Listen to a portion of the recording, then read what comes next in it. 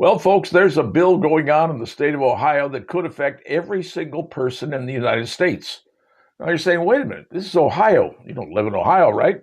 Well, if you don't, well, it could affect you eventually. And allow me to explain in just a moment. Here's the bill.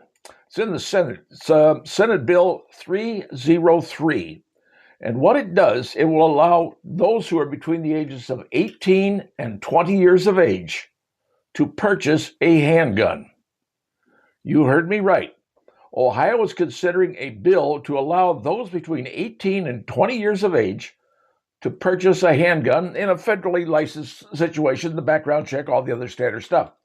But here in the United States, under federal law, you cannot purchase a handgun or own a handgun between the ages of 18 and 20. You have to be 21 years of age. Now, if this gets passed in the state of Ohio, I guarantee you it will probably work its way up to the United States Supreme Court. And this will determine the rights of individuals in the age of 18 to 21. And here's the reason. Clear back in 1971, a 26th Amendment to the United States Constitution was passed, and you're going, okay, 26th Amendment, gee, what was that? That was the one that gave 18-year-olds and above the right to vote. Now you're going, that's when they got it? Why would we give 18-year-olds the right to vote? 18-year-olds, for the most part, are, well, not totally developed, okay? That's being nice. Because what happened in that particular era? You see, back in World War I, I'm going to take you back that far, the line was old enough to fight, old enough to vote. Now, that was the battle cry back in World War I. World War II was pretty much the same way because people were conscripted into the military. But it really came to a head in the 1960s during the Vietnam War. I know because I was in that era. I was part of that era. And people were running to burn their draft cards. They didn't want to be drafted because that's what was happening back in those days. And they said, hey, you're forcing us at 18 to go into the military. We have no right to vote. And it became a big issue. And it became a very big issue. So what they did was they said, okay, let's pass a law in Congress. Now the Supreme Court says, yeah, but you can only do that in federal elections. You can't do it in state and local elections. So there was a big problem there because the court said, no, you can't. You can do it in a federal election. And that would require states to have two voter rolls, one for state and local and the other one for federal. And nobody wanted to do that. So they said, okay, let's produce an amendment. And they created an amendment that took, are you ready for this? It took 117 days to pass an amendment. That's 2/3 of the states. That's the House, the Senate. It all passed in 117 days. And on July 1st, 1971, the amendment was signed, giving 18-year-olds the right to vote. So they got the right to vote. This was the Vietnam era.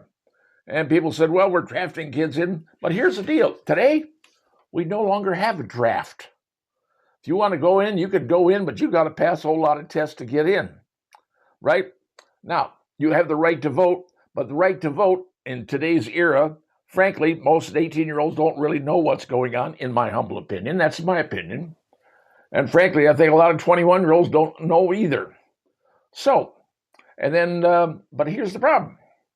Okay, if you give them the right to vote and say, okay, gee whiz, we want to allow them to own a handgun. Well, you folks over in Ohio, if you really want to get this right, you better give them a right to buy alcohol at 18 too. Because that's about as bad as getting them to allow a kid to own guns. Now, in Ohio, they can own a long gun. Many states you can do that. You can go buy a long gun. But when you start giving 18-year-olds the right to carry a sidearm, carry a pistol, you're looking for a real bad situation, because where do we see most of the homicides occurring? Young people, because their brains aren't fully formed. They don't think. They make stupid decisions because they're not adults, in my opinion. Now, I personally hope this bill does not pass. I hope it goes nowhere. But I'll tell you what, in Ohio, if it does pass, I guarantee you it will end up in the Supreme Court. And the Supreme Court could decide that every 18 to 20-year-old has the right to buy a handgun and Katie bar the door in every city in the United States. Because you're going to have young people out there who really don't have a concept of what life is really about, toting handguns, and to me, that is the most dangerous thing I've ever heard.